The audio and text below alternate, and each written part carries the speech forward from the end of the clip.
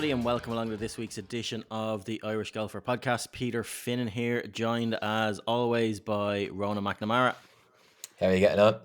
And Mark McGowan. How's getting on? How's things? Not too bad now, lads, not too bad. So before we get into it, podcast is brought to you in association with Flowgas, making the greens greener. So Flowgas are supporting every level of Irish golf through their involvement with Golf Ireland and several other initiatives involved with our own events as well at Irish Golfer Events. So big shout out to Flowgas. Check out flowgas.ie for all of your energy needs. Right, outside that then, lots to get stuck into this week, lads. No better place to start than the PGA Tour. We're a bit late this week with a Monday finish. PGA Tour, I think half the country were watching yesterday afternoon, and we were all left fairly disappointed. What did you make of that, lads? Yeah, well, those who were watching wouldn't have been watching for very long, I don't think. Look, it was disappointing for Shane to obviously not really contend on the final day at all, which is the way it transpired. It was a shame. It was a weird one on Sunday. Like, he was going out with the lead, and then with the delays and how Van Rooyen was getting on, he was actually going to be chasing by the time he got out, and I thought that would have suited him. I think the delay just maybe, I don't know, put him out of sync or something. But look, he was very poor yesterday. I think we all know that. We all watched it. But look, it's hard to be too critical. Like, it's his first PGA Tour top 10 in 12 months. He was second in strokes gained approach. He's into the Bay Hill signature event this week because of an invite. He's got the Players coming up. He's got the Masters coming up. So, like, the reason for the glass to be half full, it's the first time probably this season so far he's going to be able to get a run of events behind him, because he hasn't had that. You know, he's played in the non-signature events, but he's had to sit out the next week. So I think there's reasons for the glass to be half full for the next month anyway. Yeah, did you watch much of it, Mark? Yeah, I watched pretty much all of it. Spent a lot of time in front of the TV, getting a lot of angry looks from the side. No, I mean, he was like, the third round in particular, he played fantastic golf. You know, to take a share of the lead, that was his best round of the week with a 66 on Saturday. I mean, realistically, he probably could have been a couple of shots better. Though, like, as you know, he didn't hold any. You know, he only hold one sort of putt that you would say, you know, was a kind of a real low percentage putt. But he was in perfect control of his ball. You know, everything tee to green was excellent, and then he just didn't have it on Sunday. I mean, he came out, started off when he played the first. So he played 5 holes on Sunday before darkness. And I mean, in the first 3 holes, he gave himself 3 decent birdie looks, 3 reasonably poor putts, you'd have to say. And I mean, he just kind of never really got himself back on track again after that. I mean, obviously had to wait overnight. Thought Austin Eckroat was, you know, sitting with the lead overnight he might sort of crumble a little bit on Sunday, but in fairness to him, I mean, he played incredible golf for the 12 holes he came out and played on Monday. But it's just a pity that Shane never really put any real pressure on him, you know. Yeah, and you kind of knew early doors, don't you? You know, with Shane Lowry from his first hole, how he's going on. And, you know, I hate saying it, but the scowl was out early. Like, you knew exactly the mindset he was in. Once things didn't go his way early doors, the toys come out of the cot a little bit. There was a bit of club throwing going on. It got away from him very quick. And he knew, I don't know where, I don't know where to go with it, because it's very hard to criticize him, but the stats do point to, you know, is he, like, and we've spoken about this before with Shane Lowry, like, he's 37 this year. Like, are his best days behind him? I like, it's up in the air. Not many golfers get better in their 40s. You know, he's a really important 2-3 years. It's good to see him still trending really well on, and he always will, because he's one of the best ball strikers in the world. His strokes gained averages are always really good.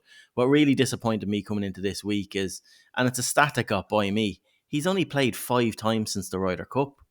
Like that's bonkers for a man looking for form. Like if you put that into context, Brooks and DJ and all them playing live, they've played more golf than Shane Lowry since the Ryder Cup. Like that's bonkers. Maybe Larry wants to spend time with his family. but he could have done that with an extra 50 million in his back pocket if he went and didn't declare for the good guys. He could have done, yeah. Look, in fairness, he needs to work on his kicking as well, because yesterday's performance wasn't good. But no, you're right. You're right, Pete, and that's why the next few weeks are very important, because he is going to get a run of events together leading into the Masters. So, and he's playing Singapore as well on the DP World Tour. So there's plenty of events coming up for him to, throw himself back in towards the world's top 50 and kind of get back into the big time, really, because it feels like he's kind of slipping out onto the periphery of things at the moment. Yeah, and like that, it's happened so quick. This time, like this week last year, he was in the world's top 20. And like when you consider all that's happened in the last year in golf, with a lot of guys moving from PGA Tour, not in, like slipping out of world rankings altogether, no ranking points being given, and now you look at Shane slide out of the world's top 50, and I know it's very tightly condensed and stuff like that, but he is only a couple of results away from being back to where he needs to be. But it's very hard, and we've discussed this in numerous times in the weeks. It's very hard to play your way back in when you're on the outside looking in, outside the world's top 50. This week is a massive week for him, and the players is a massive week. The fact that he has his ball striking on point is really good, but even like you can't be critical of him putting either. Because he had a decent putting week. It wasn't bad. Like he got himself into the right position. It was just, it seemed, being in those positions on the last day, the expectation and the pressure kind of just got the better of him. And when it wasn't going his way, it's very easy. And when you see other guys pumping scores in, like Van Ryan, and you'd Min Woo Lee and guys like that coming as well, and there was wave of scoring. And I'm sure it was extreme. Like, by Lowry, it was extremely frustrating for him. But yeah, I hope he takes a lot more positives than negatives from this, because it's not a tournament that I would say like he lost. Like it was there for him to win, but once he was swallowed up, like on the Sunday during the weather delay, he never looked like winning this tournament the way it was panning out. It wasn't like a Hilton Head last year where he totally blew it, sort of way. So I'm hoping he takes a lot more positives than negatives away from this and turns a bit of hay over the next few weeks and gets himself right back into it. Because the worrying part for me, and like I don't say it flippantly about like his age and where he is at in his career, but if he doesn't get things right in the next few months, there's a very real. It's very real that we mightn't see Shane Lowry at the Masters after this year, because his exemption is running out. He got a 5-year exemption in 2019 when he won the Open. Like, we'll see him at the Open for the rest of his life, but unless he really gets the results that his game warrants in spots, he's a big time player, and he's a man that relishes the big stage and always performs on the big stage. But to get to the big stage, he's going to have to produce something in the next 6 months to keep him there. Otherwise, he's going to be on the periphery and slide away over the next couple of seasons. And that's the last thing we want to see. Yeah, that's kind of why it was particularly disappointing, because, I mean, look, chances to actually win on the PGA Tour don't come around that often. I mean, we do get spoiled a little bit by McIlroy, who's, every year it seems like he's going to have 6-7 times where he goes into the final round, and he's in the mix or coming down the stretch. But yeah, it's it's that one you mentioned at Hilton Head. I mean, it's nearly 2 years ago now, and that is the last time that Shane's had a real good chance to win a PGA Tour event. I mean, he was like banging in top 20, top 25s last year with regularity, which on any given week is a good. It's a good week. If you go into a field and you beat 125 players, it's really good. But at the same time, you don't get the points for it. You don't get the rewards. I mean, he ends up finishing outside the top 50 in the FedEx Cup, because it's these weeks where you really need to cash in. You need to get your Yeah, points, get stack your the world points. ranking points. Stack the points. Like had he won this week, you'd say nearly a cert to. It'd be a cert to get to finish the season in the top 50, really, in the FedEx Cup rankings, which puts him into all the signature events next week. And all he needs is one other good finish for the rest of the year, and he's probably going to be in the top 30. That's going to get to East Lake for the Tour Championship, which puts him back in the Masters again next year. So I'm from that, I'm playing devil's yeah, advocate, bringing up those things. Like I firmly yeah, no, I believe. know, I think he will. I think he will have a good season this year, and I think it's just that window, like nearly like Shane. The hardest thing for Shane Lowry to see as well, when results aren't going your way, is then the 10 guys that come from the DP World Tour, the Pavons and all these, and they're kicking on big time, and that's 10 less spots. Like 5 of them are producing good results and moving on. There's Knapp comes out of nowhere. There's another spot gone. What's his name that won the amateur a few weeks ago as well? Like another spot gone. So it's like it's a double-edged sword. It's evolution at the top of the game. It's everything we crucify Liv for not being, is this revolving door of talent. And we know Shane is talented enough, and we've been spoiled rotten by him for the last 15 years. He's brought us so much, such a level of just top class. Like he is a world class player, and he probably does, if he can get his way into all of these big events. He does have a lot of big wins in him. He says it so often. I love the big stage, and he's one of the very few players that when you put him on the big stage, he looks around and puffs his chest out and loves it, and he doesn't wilt. But that just wasn't. He needs to put himself into those situations so much more. The one thing I would always be critical, and it's something that I think Shane might look back when he's 50 and regret some of the events that he didn't play with his talent and the amount of golf that he has played. In the last few years, I think he should have played a lot more golf. And that's the only area I'd be critical with Shane Lowry, that he should. But at the same time, he's juggling a young family. There's so many other variables there that we don't know about. And it's very easy for us to sit here and pontificate about, this, that, or the other. He should be doing this. He should be doing that. Shane knows what's best for Shane, but I would just like to see him a little bit more. That's all, because we know he's a creature of habit, and when he's out there and when he gets going and when his tail is up, he will contend in any tournament. He's just not. Yeah, and he's just not playing enough to get there. I think So as well. what you're doing is blaming the wife, essentially. Stop. But I think as well, I mean, the conditions didn't play into his hands over the final round. I mean, the golf course, like all the teeth were kind of removed from the course. Really, there was no wind, really soft, so players were able to, it was target golf, and like his best, okay, 60s, the 66 on Saturday was his best round statistically.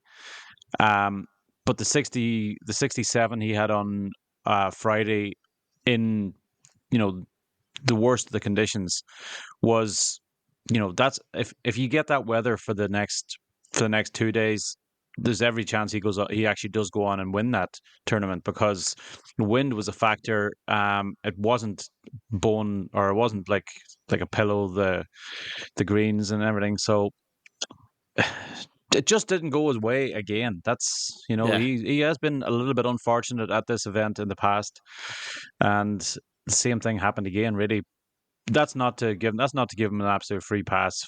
He didn't play well on the final day. Didn't put the pressure on. Didn't do enough to win the tournament, but didn't get the rub of the green either. Yeah, I think he'll go to the Arnold Palmer this week with his tail up, and he knows he's in a good spot, and he knows what he needs to do. I think he'll have a really good week this week. I hope he does.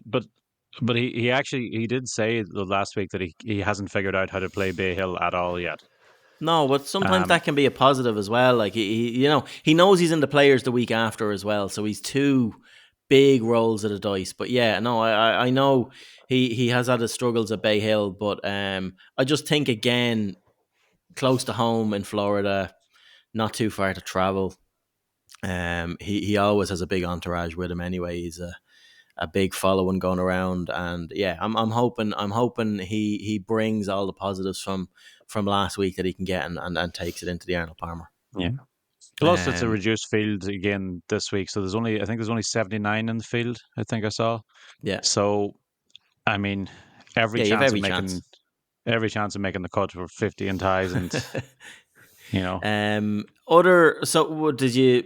Rory was a bit flippy floppy. The bear trap got hold of him on Saturday, and kind of he was coming at it, but yeah, he it was a strange week for Rory. When you look at his stats again, everything just points to it's like relentless putting. First in strokes gained off the tee, first in strokes gained approach, and 64th in putting. But yeah, he called at the start of the week as well. At a sort of pre-event presser as well. Like he went into a lot of things. He made some nice flippant remarks about Liv as well, just to get lads stoked up. But he said he was having trouble reading putts this week and not seeing the breaks right and stuff like that. So when you hear a guy saying that you know statistically is a hot cold putter, it's but even playing the way he is and going like he was still a feature in that tournament. I'm sure a lot of guys were looking at it and going, "Oh Jesus!" When he started coming at it, here comes Rory again. But no, it wasn't the worst of weeks. Like he's playing his way. It's a bad finish from him. Like tie 21st, you rarely see Rory slip down. It was just a Saturday that did it on him. yeah. I mean, that's so. So obviously, he went bogey, triple bogey on the bear trap on Saturday. But I mean, up until that point, like he was 2 shots. He was 2 shots off the lead, and he'd made absolutely nothing In on autopilot, yeah. on Saturday. It was, and he, the way sometimes he gets that kind of like he has that sort of like a little boy lost kind of look whenever things aren't going his way in the greens. The shoulders are slumped. He kind of seems he seems almost resigned to the fact that he's going to miss putts at times.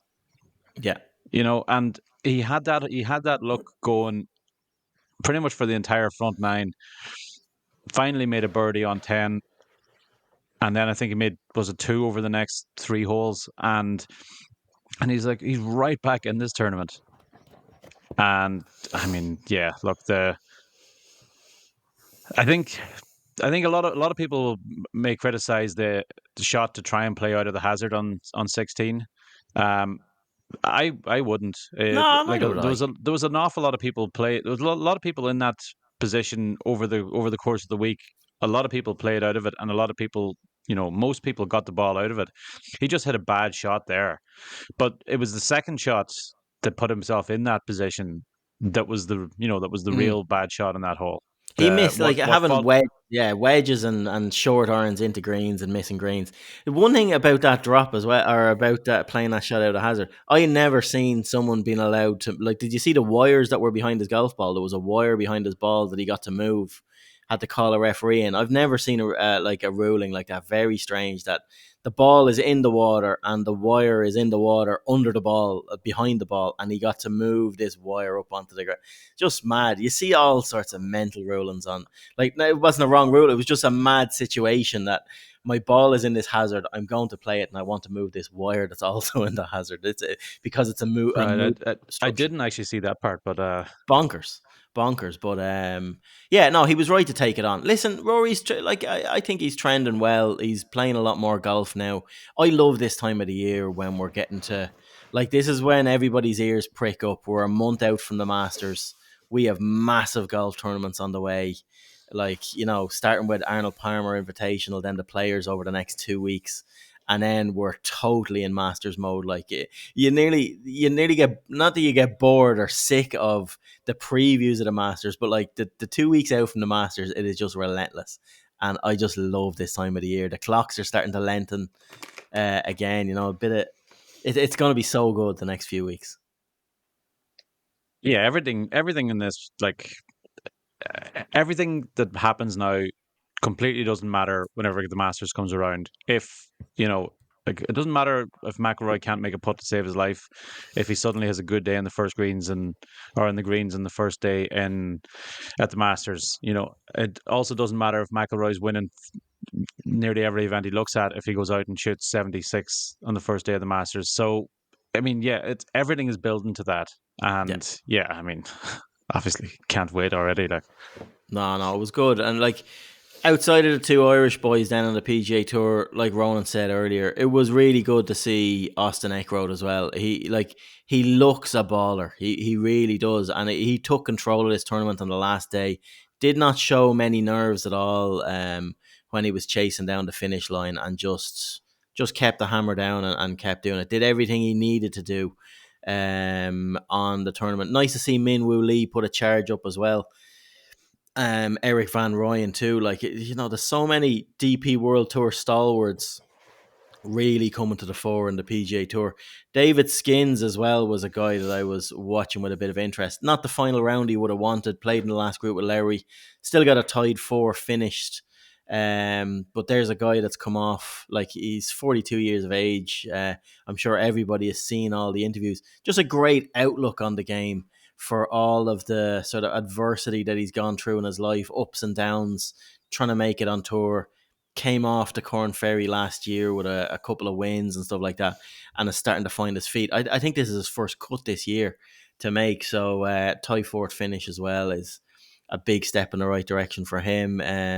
Yeah, so like I enjoyed this tournament. I watch bits and bobs, but like I'll always call it the Honda Classic. It's always a good finish. It's always a nice stretch of holes at the end of this. We didn't get to see the drama of lads like trying to carve it into that back right pin in 18 as much as in previous years, or so much on the line, because Eckroat just had it wrapped up, sort of way when he got the last few holes and there wasn't that much to play for. The weather delay kind of fecked about with it a bit as well. Like, I would have preferred to see it on Sunday night, but no, all stacking up for a great couple of weeks ahead. and I think we should talk about the PGA Tour not bringing tee times forward, not going out in 2 balls, not using a 2 tee start. I mean, that's a serious drop ball. Like, that tournament could have finished on Sunday. Yeah, It absolutely could have finished on Sunday. They just had to be prepared for it. they should have went with a shotgun. Shotgun Just make it starts 54 work, lads. holes. Shotgun 54 starts, shorten it to holes. 54. Shotgun be grand. But yeah, no, they did. They dropped the ball. I think the weather just snuck up on them a bit. It was coming from where it was. They thought it might miss, and then they messed it up a bit. But you gotta err on the side of caution there. Yeah, I mean, we've talked about how much of a shit show the PGA Tour tournaments in general have been this year.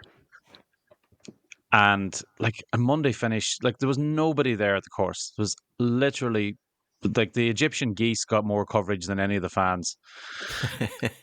It was like there's just no juice to that. I mean, yes, okay. I mean, from an Irish perspective, because Lowry was involved, yeah. If you strip Lowry out of that, absolutely, I get you. It's another subpar leaderboard for them. It's no big name winners. I talked last week saying that they needed a big week from McIlroy. Didn't quite get it, and then the Monday finish just sucks even more juice out of it. I think in that regard, I mean, they had to say, well, we can't have this go to a Monday finish, so we gotta preempt this, gotta sidestep it. Yeah, I mean, I think they're just digging a hole for themselves. They're in a hole and they're just trying to dig their way out. That's the next few weeks will hopefully get them out of the hole. The next few weeks will get them out of the hole. Right, moving on. Anyway, we'll spend all day in PGA Tour. Get to the big boys. Live Golf. Please tell me he's watched this, lads. Please tell me he's watched this. I watched the first day's broadcast for the first time ever. I don't think I've ever tuned in for the first day of Live before. And what do you think of it? I did. I mean, the first day of PGA Tour broadcast is terrible as well. Like, it's very hard to really get invested in it.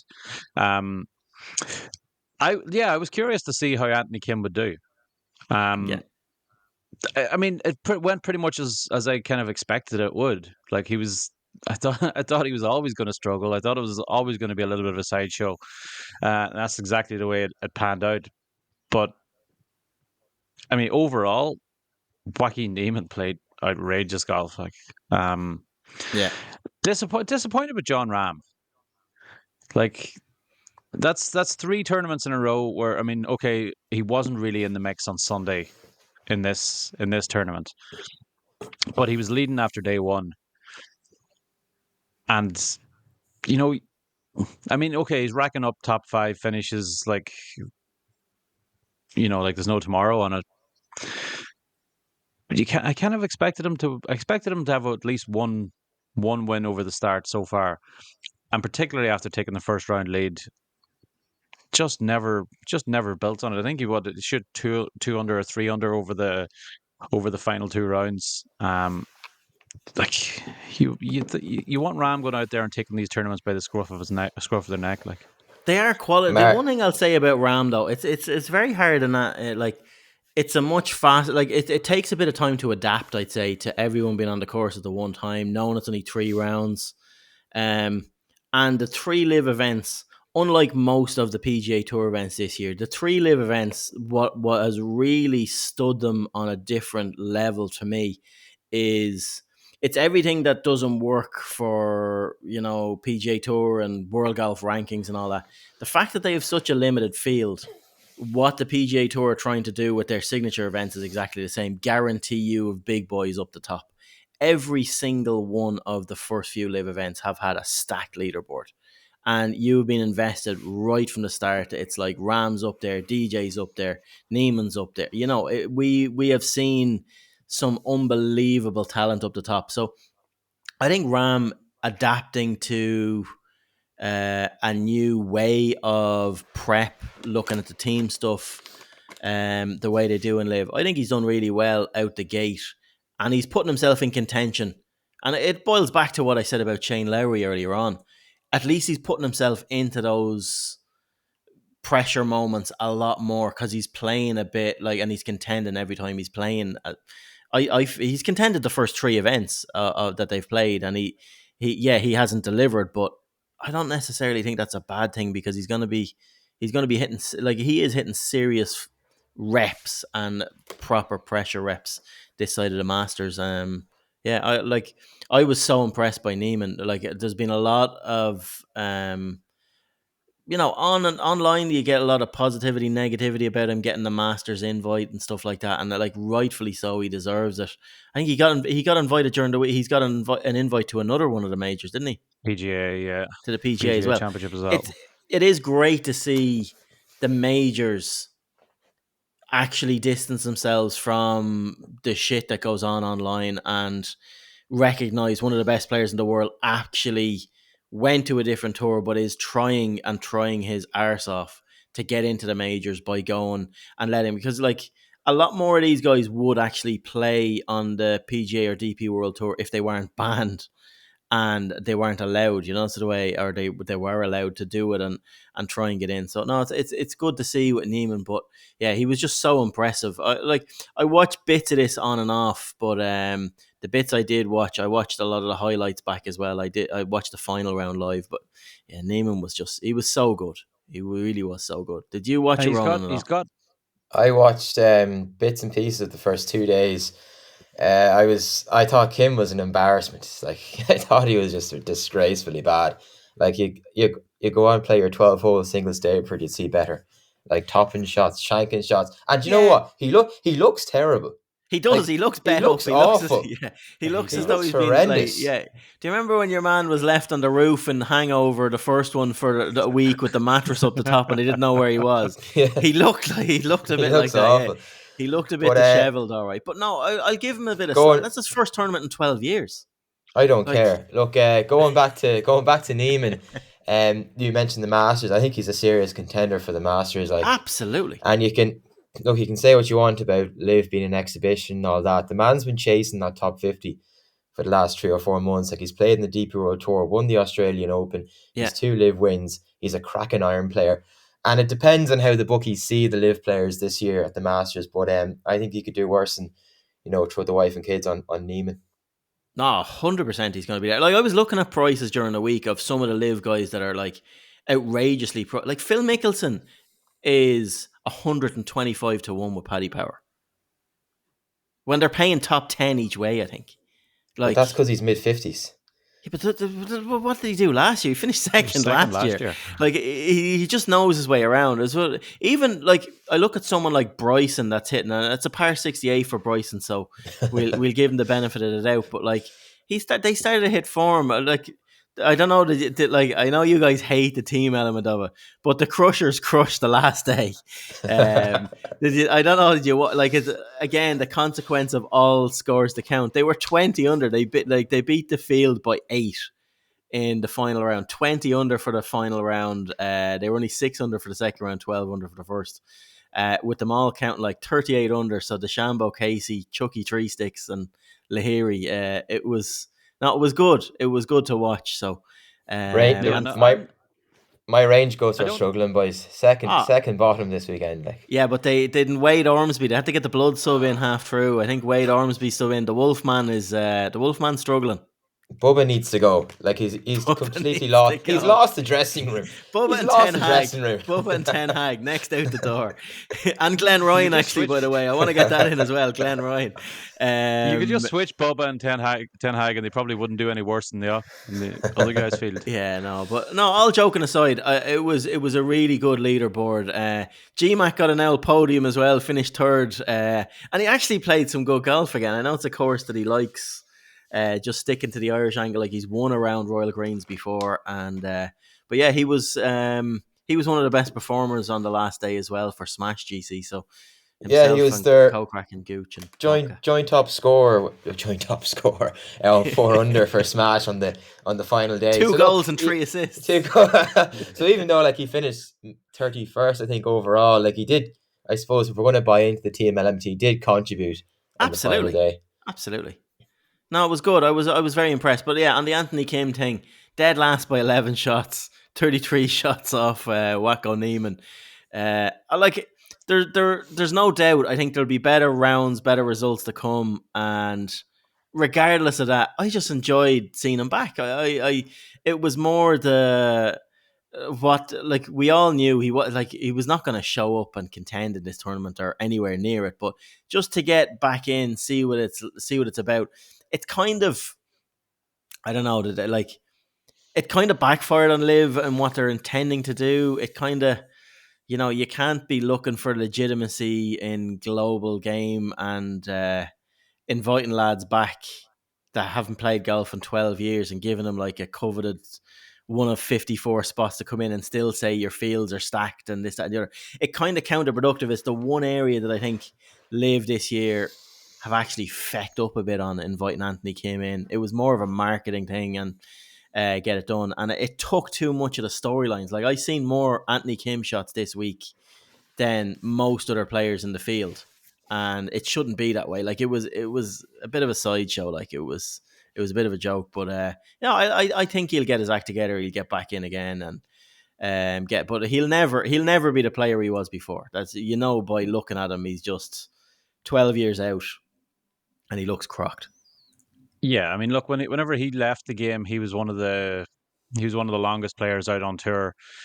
He was below average, or just kind of right around the middle in sort of like driving distance. I mean, GMAC was playing along with him the first couple of days. We all know GMAC is one of the shorter players. I mean, when the two of them were both hitting decent drives, he was only maybe 6 to 10 yards ahead of GMAC. So like that speed, he'll probably pick it as he plays more. He'll probably pick up a little bit more speed again, but he's never gonna be back as being one of the longest players in the game. And he only made 4 birdies over the 3 rounds. If he was chipping in with 3-4 birdies around, but having like 4 doubles around, you say that's, well, look, the double bogeys, you can always tidy those up. I mean, only making 4 birdies over 54 holes, that's pretty poor. Yeah. He'll get, as he gets a little bit more comfortable, he'll he'll probably improve on that a little bit. But yeah, I mean, realistically, if he finishes inside the top 20 in one of the events this year, I'd be surprised. Yeah, no, I'd go along with that. Right, enough on Liv. Just getting into, before we get into roundup and rounding up everything that's there. So it's been a big week for the PGA. So the Irish PGA, as we know, plays across the whole season. Now, how the schedules work and how things are is can be a bit messed up to get your head around. But the fact that they go and do playoffs very early in the season before our season's even started, and it's kind of an event with the most consequence on it. So three lads from the top three of the order of merit, David Higgins, Simon Thornton, and Tim Rice, were across in Aphrodite Hills in Cyprus over the weekend for the PGA Playoffs. Now, this is an event that has so much at stake on it. Like, literally, we used to get a lot of spots in different tour events for our order of merit winner and stuff. That's all gone with DP World Tour. So they use this playoff as all of the region's top 3 or 4 players get to go and play off. So yeah, we had a really good result. I don't know where you guys following this, but Simon Thornton put in an unbelievable week. Yeah, it was mad. He had a great first round, a middling enough second round, and then the wind just blew an absolute gale on the final day, and he just rubbed his hands together. It's like, I love these conditions, and he just ground out a final round to win by a shot. And like, he's into the BMW PGA at Wentworth, into the Irish Open, PGA Cup, the Betfred British Masters, and even on the Challenge Tour, he's into the Irish Challenge, the NI Open, the Scottish Challenge. So, like, it doesn't show you, like, if you can be competitive on the region and, take an opportunity when it comes, it can be a handy little year from now with the old bank balance. Yeah, no, hopefully. Here, I might as well, I'll kick in because there's loads of different storylines on what he's qualified to do. Bit of a clash coming into that. We'll get into that afterwards, but you might as well. I caught up with Simon earlier on, so he's just back off the plane from Cyprus earlier. Caught up with him, so here, listen to this. Right, Simon, how are you? Yeah, good, thanks. Just back from Cyprus, obviously, so yeah, all good. Yeah, no, it was. We'll get into the ins and outs of it, but like it's a massive tournament so early in the season. You must be really happy with the final result of it. Oh, without question, Peter. Yeah, funny, we were talking about it when we were there, saying maybe it should be at the end of a season when everyone's playing really well, as opposed to be, and then you've time to prepare mentally and physically, etc., for the following year, as opposed to. I'm not saying we're all rusty. Some boys play through the winter, but I probably played 18 holes since Christmas, so I was a little wondering what was going to happen. But such a big event, such a big outcome, can practically change your life, if you get the right result in the right event. But yeah, listen, great to come home as a winner and with those opportunities now for this year. Yeah, and that's it. Like, looking at you obviously, I think the only tournament you played before this year was the Hoey Cup, just as a warm up. You got a nice little bit of silverware for that one, but there's not much golf at this time of the year. What were your expectations going over there? Like, it is a fairly small, limited field, but it's stacked with really quality players. Yeah, I mean, everyone that's out there, like you say, everyone out there can play golf. Do you know what I mean? They're there because on their merit, they're good golfers. Expectation wise for me, it's a little bit like every time I go and play golf now, I'm really enjoying playing golf because it's not my primary focus, and I know I can still sort of get the ball around. And I suppose any practice I do is playing golf, so I don't really hit balls anymore, but I play golf, So I had zero expectations going in. It was a bit of a free week. We, not to say we were freewheel, but we're getting to competition mode obviously on the Thursday. But a free week in the sun in February and March, as it was what I was going over for, really. And if you get anything out of it, great. And if you don't, well, great. You come back, and I've got a job to come back to now and stuff. So yeah, it was a week where I could just go and enjoy playing golf, and if we got into the mix and got the competitive juices flowing, then so be it, So did the opening 66 surprise you then? Yeah, it did, to be fair now. Yeah, I was playing okay on the front nine, and then bogeyed the 7th, which is, I think it was the 7th, was it? Yeah, it's a tough par 3. It's like two 30 carry over a 200-foot ravine. It's just a mad hole to a small little green. And I actually pulled my second shot on 10 with a rescue. I had 260 to the flag. I was trying to hit it to the front of the green and run it up a little bit and pulled it. And as soon as it was in the air, I knew it was in the water. And then, I don't know how or why, but it carried everything and landed on the edge of the green, hold the putt, made 3, mid-eagle. And then from then, just played nicely. Did what I don't normally do, and a couple of up and downs. And once I got a chance, I took them. So 66 really surprised me, to be fair. But that also was probably the best time to have it, obviously, the first round, because it was like, right, you're in the middle of this competition now. Whereas if you shoot level par or even over par and stuff, like a few of the boys did, unfortunately, you're a bit like, oh, I've got to get there. I've got to push the next day. Whereas I knew I was right in the middle of the mix straight away, which was great. Great feeling again. Yeah. Yeah, and that's it. You're right. Like, your ears do prick up. Those juices just start to flow automatically for a guy of your caliber. But to strap on a 69 into that second round, like, it was good shooting again. Again, you're right where you want to be. But round 3 seemed to be absolute carnage, weather-wise, course setup-wise. It just seemed a different beast altogether. Yeah, I mean, it sort of brings you back to, proper European Tour professional golf, where the golf course gets firmer and harder and more aggressive every day with the setup of it. So to shoot 200 the second day, I was delighted with that, to be fair, because stone cold shank on the 6th hole, made 5 on a par 5. But from then on, I couldn't find the middle of the club face. So as you know yourself, when you've hit a little shank in there, you know something's going wrong. So to get round in 2 under there, I was delighted.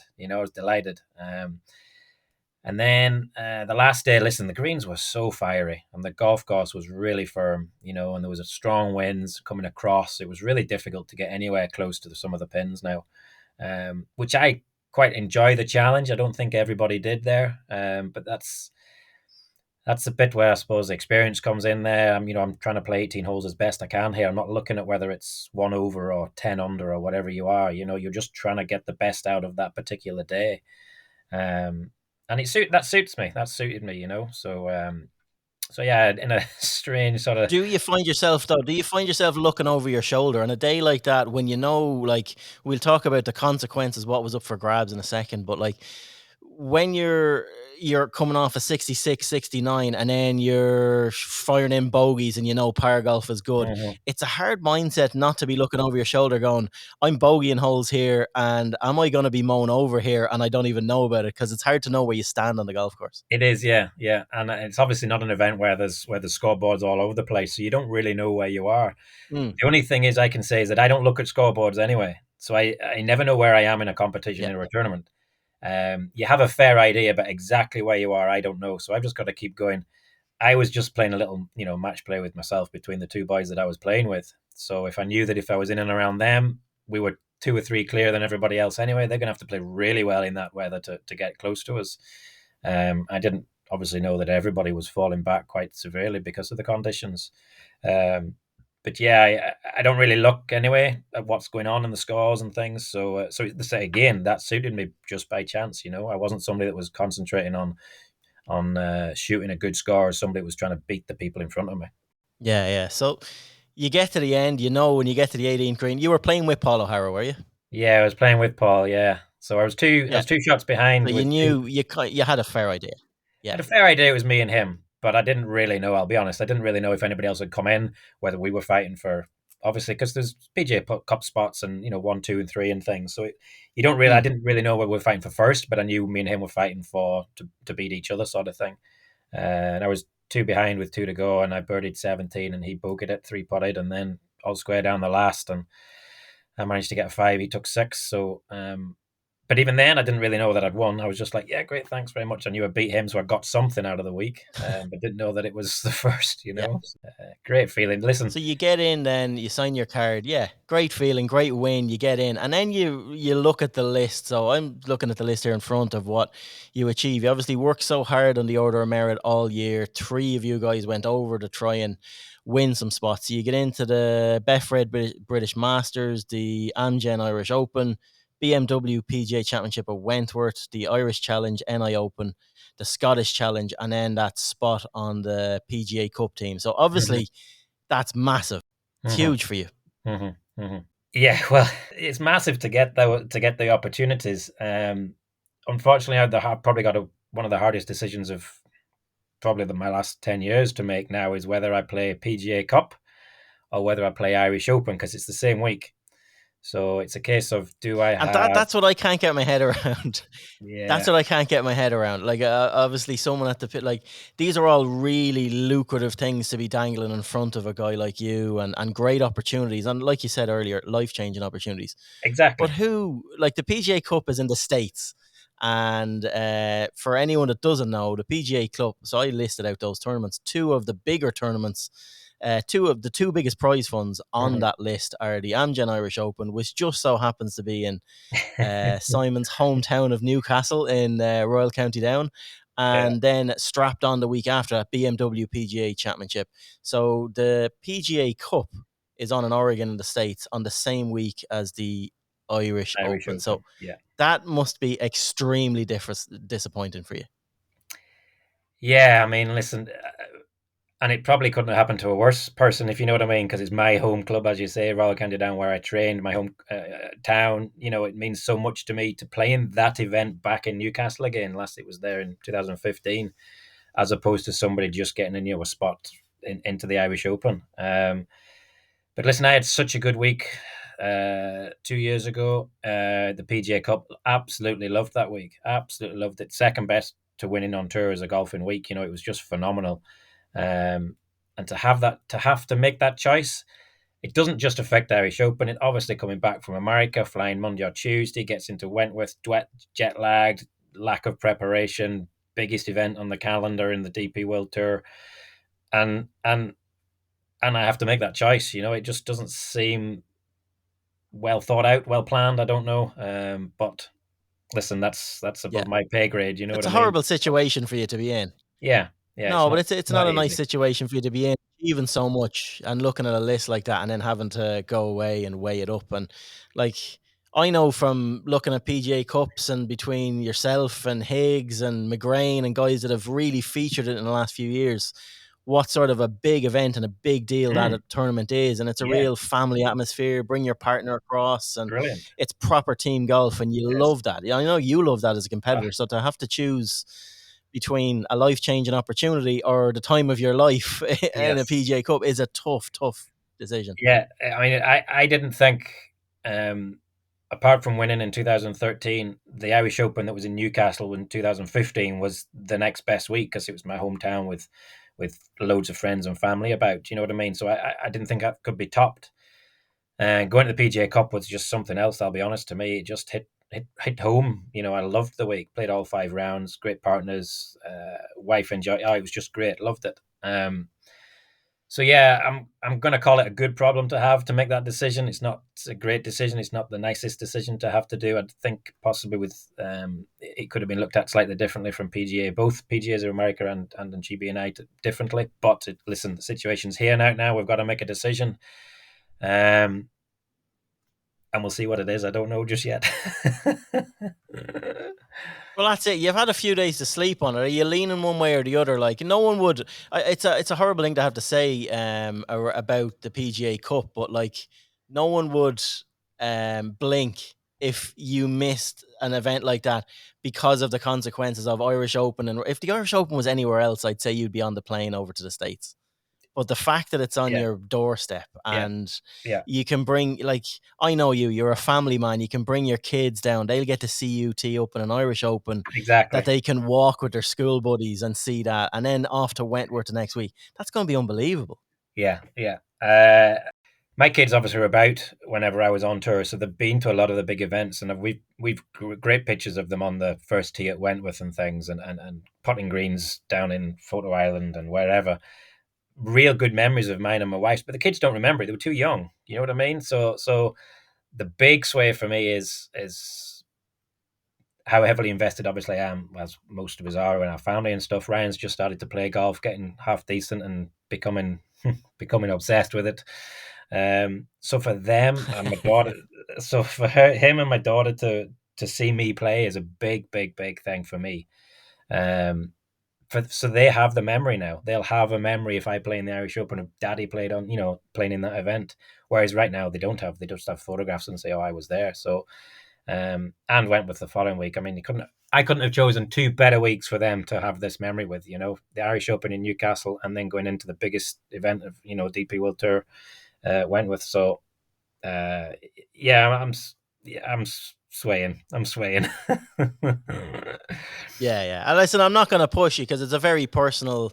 It's a horrible situation for you to be in, and it's a very personal decision to make, and a family decision and stuff like that. But yeah, it's just I just find it frankly bizarre that they've left you in that spot after you work all year to get up there in an order of merit to actually go on and play in the playoffs, and then you realize the three biggest things on that list are all sort of You're only a going to get two of them. conflict. Yeah, then they all and if you choose the one of them, which is if you choose PGA Cup, you're affecting your chances. Well, you missed out on the Irish Open, and you're affecting your chances big time in Wentworth. Because you're coming back jet lagged, etc., etc. Yeah. Listen, good problems, unfortunately, but I'll have to make a decision at some stage. Yeah, it's a great decision to have. No, but aside from that, things seem to be going really well up in Spa as well. You're settled in well there now in the last 7-8 months, and you're happy. You're happy with the path you're now going on. Yeah, exactly. I think that's probably one of the reasons why I was able to go out there and play golf as well. That things have settled down. I've been here, one full season now, getting ready for a second season. Something slightly different to what I've done in the past as well. So learning every day and enjoying the challenge of what it is. And listen, now we're in the top 100 of your rankings there, so the club's delighted and things are moving forward. And listen, it's hopefully it'll be an enjoyable and a good summer coming up. Let's get a bit of weather and get some golfers back playing and members playing and obviously me going and playing decent golf as well. So it can only be looking good for the club here and for me. And and Leeds back in the Premier League as well fairly soon as well. So that's exciting times. Exciting times for some of you. I had to get a dig in. No, I couldn't be any happier for you. It's really great to see you at the start of the year going out, doing that, and kicking that door down and giving yourself the opportunity for the season. I have no doubt it's going to be a great season for you going forward, and I'm really looking forward to getting up to Spa and catching up with you for a game of golf in the perfect. not too distant future. Invited anytime at all, Pete. Yeah. Thanks a million for joining us, and we'll no doubt talk to you again soon. Good man. Thanks very much. Cheers. Right, yeah, like he's in great form. Great time of the year. It's mad to go out there with zero expectations, like he said, and perform like he did. But I just cannot get my head around. And I know you spoke to him round by round as it was going on, and you hear the frustration in my voice when I was talking to him there. How did the PGA feck something like that up and get those events all crossed over? That like he can't. Like it's bonkers. It baffles me that some bright spark has actually allowed this to happen. Yeah, like it's just a complete lack of forward thinking, really, isn't it? Yeah, because it's just so it is frustrating. It's pure and utter like just carelessness on the part of the PGA, and it doesn't do them any favors, doesn't do their reputation any favors. Like you want the PGA to be as good as it can be, and little things like that just really don't help their cause. And it's a shame. It's a shame for Simon that he does have a choice to make. But look, at the end of the day, you'd rather have that choice to make than not have to make it at all. Yeah, it is. But and he spoke quite highly about his PGA Cup and what it means to him and how he loved that week. And he was going over there knowing that if he did win, but I think he's flipping towards the other way, like an Irish Open and Royal County Down on his doorstep, hometown, bringing the kids along, doing all that. And the horrible part is, even if he was to skip the Irish Open and play, like he said himself, it affects Wentworth because you're coming back jet lagged on a Tuesday from the States.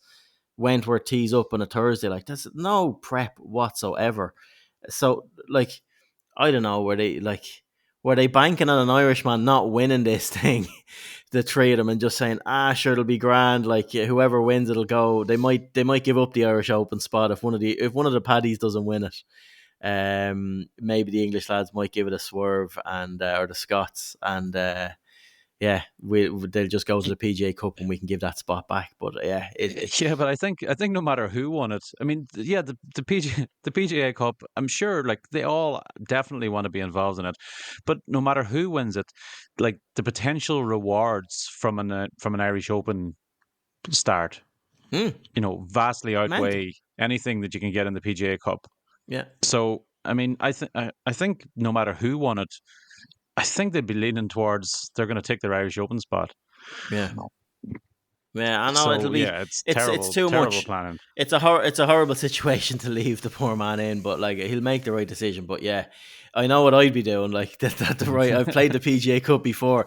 I don't know what it is. What's the like? It's $15 to $20 million up for grabs over those 2 weeks between Irish Open and Wentworth. Like big events. So yeah, no, best of luck to him. And on that, but on the PGA as well. Last week we glossed over it. Last week, didn't really mention it, but the Palmerstown are set to host, so they've finalised their schedule now. The PGA in Ireland, Palmerstown Estate Stud over in Kildare, just outside Naas, is going to host the PGA Championships for this year, which I think is a massive move for the tournament. It's a big move.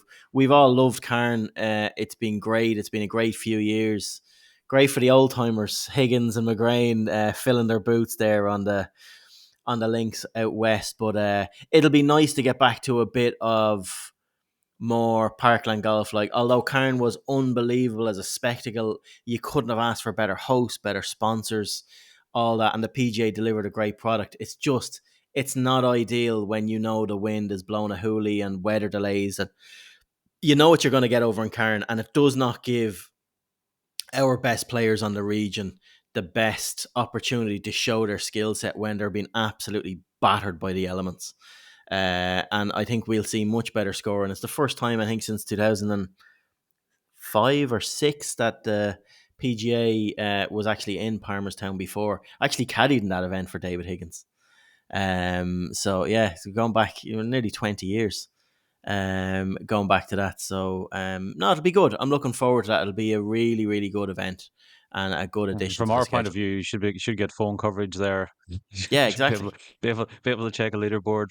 Be able to keep people up to date and all that. But no, that's it from the PGA. And into roundup now. Anyway, we'll just lamb through a few of the other tournaments. So DP World Tour. Who was on this? Tom McKibbin shown on-off signs. Ronan, you're on mute. Look, Tom, he was leading 15 holes into his second round on Friday. Sorry, boys. And then he goes bogey. He had an eagle on the 15th. Then he goes bogey, double bogey finish. And then he actually bogeyed his first 2 holes of round 3. So that's 6 shots gone in 5 holes. And he finished 6 shots outside the playoff. So, there's your tournament in a nutshell. I'm gonna have to hold my hands up and take a little bit of responsibility for this. I'd backed Tom McKibbin this week, and as soon as he hit the front, I put a message into our WhatsApp group with a picture of the betting slip, and talked about how I was going to spend my money. I actually had McKibbin, I had McIlroy, and I had the double. I had the Hollywood double backed as well. So Jesus Christ. I was actually at that point I was actually tendering my resignation here, but yeah, definitely didn't pan out. Unfortunately, Tom actually he double bogeyed the 71st hole, which actually dropped him out of the place money for me as well. So I was a little bit peeved. Still showing good signs, though. He is still showing good signs. So, he's racking up the points. Exactly what we were saying earlier about Shane Lowry. He's playing every week. He's racking up the points. He will have one good week. I actually thought it was this week. The way he started, the way he looked, he made some mistakes. He'll cut them out. Like he's one of the best jockeys on the bag there with Dave McNeely, as well as steer him around the place. So, yeah, I think we're on the cusp of a really big result for Tom McKibbin. Yeah, but similar to Shane, he's going to need that really big result. I mean, obviously, we're talking about him looking to get his PGA Tour card. He's not going to do that just by top 15s, top 10s. He's going to need a win, or he's going to need like a couple of runner-up finishes as well. And this was a great opportunity for him to do so. Yeah, He'll be leaving this week bitterly disappointed. He No, won't. no. He won't look at this as though as another good finish, another good week. He'll be very disappointed that he didn't really get into the mix on Sunday. Like, Yeah, no, I think he'll still take some positives. He's mixing it, but yeah, he'll be disappointed. But man, he'll take positives, but yeah. overall he'll be disappointed. Right, overall roundup, Golf Ireland stuff. The Spanish Am was on this week. Bit of a mad weather week, Ronan. Yeah, so the men's Spanish Am and the women's Spanish Am, both on the same time, both on different courses. The women were in Malaga and the men were in Mallorca at Club de Golf Alcanada. So both supposed to be like your traditional amateur championship stuff, 36 holes of stroke play, and then your top 64 make it to match play.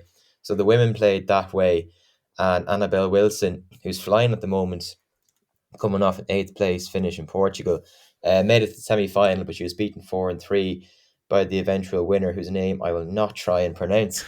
And the men's lads never really got started at all when this was going on. So yeah, really high winds in Alcanada were just suspending play left, right, and centre. So instead of having the 36 holes in match play, they went just to 72 holes of stroke play. And it was another good week for the Irish, actually. In fairness, Sean Keeling holed out from 80 yards for an eagle on the last to get himself in at the prizes with a 4th place finish. Rob Brazel top 10 as well. Ryan Griffin was 14th. Hugh Foley 22nd as well. So eventually they got a finish, but it was a good week all round for everyone. Yeah, and I see as well on the Spanish seniors, Joe got his trophy in the end. Joe Lyons, Ryanair eventually caved and sent the trophy down, and that was it. So, yeah, the trophy debacle from last week is over, done and dusted. So it's good that they actually rectified the wrong. Like, it was a bit mental. Yeah, fair play to Michael O'Leary. Stepped in and put his thumb on the scale. Just his presser during the week was hilarious. So Dumb and Dumber on the dunce hats and stuff like that. He loves Eamon Ryan, that fella. Some bio. Right, on the next stuff then as well. I think that's it. Like on Roundup, Rob Moran is actually putting in some decent showings on the Alps as well. He is, yeah. They've had 3 starts in the Egyptian swing, which starts the season. Rob's been the only Irish player to make the cut in all 3 of the events, and I think it was 7th he finished this week, which was his best finish to date. Yeah, I mean, look, he's only just turned pro. This is his first effort or first foray into the pro ranks. So I mean, he's making the cut, getting himself up the leaderboard. There's every chance that once the tour returns to Europe, now he's got a 2-month layoff whenever the tour returns to Europe, and he's gonna push towards the top 5 in the rankings and look for a Challenge Tour card. I've absolutely no doubt about that. Yeah, no, it's good to see him. It's good to see him doing what we know he can and hitting the ground running on that. Right, into the important bit, lads. Heroes and villains. I don't know who wants to start this. I'll start. So Ronan. Right, Ronan. He's not on mute this time, so yeah, go on, Ronan. Go on. I'm ready to go. My villain is Smiley Kaufman. He's an absolute disgrace. That coverage on the Friday was a shambles. Jesus, talking about bloody baseball. It was just so unbearable. Like, oh my God, it was just so bad. I'm sick of the PGA Tour. I'm sick of NBC or CBS, the Golf Channel, whoever they are. Get rid of them all, honestly. Jesus Christ. Unbearable stuff. Right. I don't mind Smiley that much. So Smiley Kaufman is your hero for the week. No, my villains. I've no heroes. You've no heroes, yeah. No. Nunez, he's your hero. Yeah. Nunez. Right, go on, Mark. Who's your villain? My villain is none other than DJ Khaled. So he was involved in the match last week. I gave out shit about him on this. Like he actually had to be taken off the broadcast. Like he was in commentary. They actually had to take him off because like I think he was sickening everybody's hole. But the worst act was, and I know you saw this, Pete, because you mentioned it. That because he was wearing a pair of brand new Air Jordans, he got 2 guys to carry him off the back of a truck across, like, I don't know if it was, it Half wasn't the even like a desert. real mucky Yeah, area yeah. or anything, but like, what an absolute asshole. Please, can we just get this fella away from golf for the future? Getting two lads to carry me across, that actually pushed him out of my villain category and closer to my hero category. I'd love to get the old King's chair carried out of the car, brought in somewhere, but yeah, he's a spanner. Like, looking at the stuff, he is an absolute scourge on the game of golf. He just needs to piss off. Like, why golf is embracing muppets like DJ Khaled is beyond me, but yeah, each to their own, let him off. Down the middle, baby. Next. Yeah, let's not give the fecker any more airtime than he deserves. Right, heroes. Ronan, Nunes. Right, next. Mark. Right. My heroes are the live rules officials. So they gave Adrian Moronka a slow play penalty this week. This follows, they gave a slow penalty to Richard Bland last year. That's two slow play penalties in 2 years. The last time the PGA Tour gave out a slow play penalty was to Glenn, better known as Glenn Day, better known as Glenn All Day, Yeah. back in 1995. 19 years ago. And slow play has been an issue on tour for God knows how long. Okay, No, the Masters. The Masters, yeah, picked on the 14-year-old Chinese lad. The That's Masters it. gave one to picked on the young fella. The Masters gave, and John Catlin got one at the 2021 PGA Championship. Yeah. None of tournaments not run by the PGA Tour. Yeah. At least fair play to Liv for, even though they've put, like, Ram's been on the clock every round he's played, but it's gonna take a brave man to give Ram a slow play penalty, especially when he's pissed off with the people making noise and the DJ. And I don't know how the Liv DJ wasn't your villain, Ronan. Oh yeah, that wasn't great given either. the Actually, messages you sent on Thursday morning or Friday nah, morning. but Smiley took the biscuit. I didn't put my villain in it, so I have two villains. Obviously, the bright spark in the PGA to come up with the scheduling for the winners. We leave that; it was being debated already. Taylor Gooch and his asterisk major as well. Really, he's dropped some clangers over the last few years. Like that one, like the when I seen the footage during the week as well of when he was going on after the first live event with DJ and the four aces and stuff like that, when they won, it's like, yeah, I don't know, like I've never played a Ryder Cup or a President's Cup, but I think this tops it. And then DJ just turned away in disgust, pissing himself, laughing, going, this lad is off his onion. So Taylor has some right little onions that he's after pumping out over the last few years. Like he's in a world of his own. So we'll just leave it at that. Heroes for me, probably Thornton, what he did this week. A lot at stake, not playing an awful lot of golf.